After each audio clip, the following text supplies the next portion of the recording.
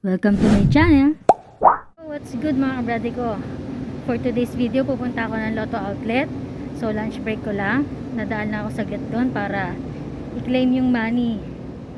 Kasi nanalo kami sa Lotto kagabi. So tara, samahan niyo ako. So yung mga kabrade ko, nandito na ako sa Lotto Outlet. I-claim ko na yung money. Yan. Kasi so yan mga kabrade ko, matatayan na ulit ako. Kakopy ko lang yung mga numbers na tirayan namin ng partner ko nung nakaraan. Sa 39 din yan. So yan mga kabrade ko, share ko sa inyo kung paano maglaro ng Lotto 39. So yan mga kabrade ko yung game rule. Call ng price or yung single bet, $25 NT kada taya. From numbers 1 to 39, mamimili kayo ng number din mga kabrade ko. And it's all up to you kung gusto nyo 2 numbers, 3 numbers, or 4 numbers. And yung drawing days nila is from Monday to Saturday lang, 6 draws per week. And yung result naman niya is dun din sa result ng Lotto 539. Kung ano yung labas sa 539, dun din lang kayo magbe-base. So yan mga kabrade ko, for example, 3 numbers yung napili nyo.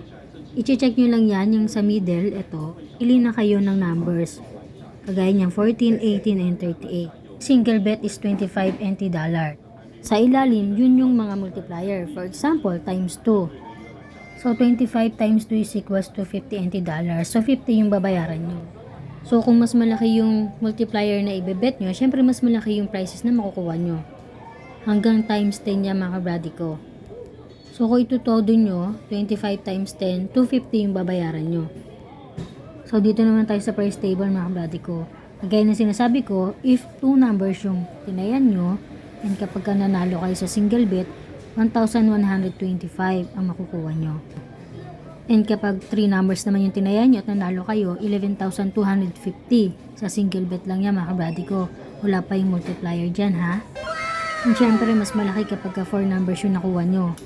$212,500 NT siya mga kabrade ko. So yung mga kabrade ko, salamat sa panonood. Thank you for watching and please don't forget to click like, share, and subscribe. Maraming salamat po. Spread the love. No hate, just love.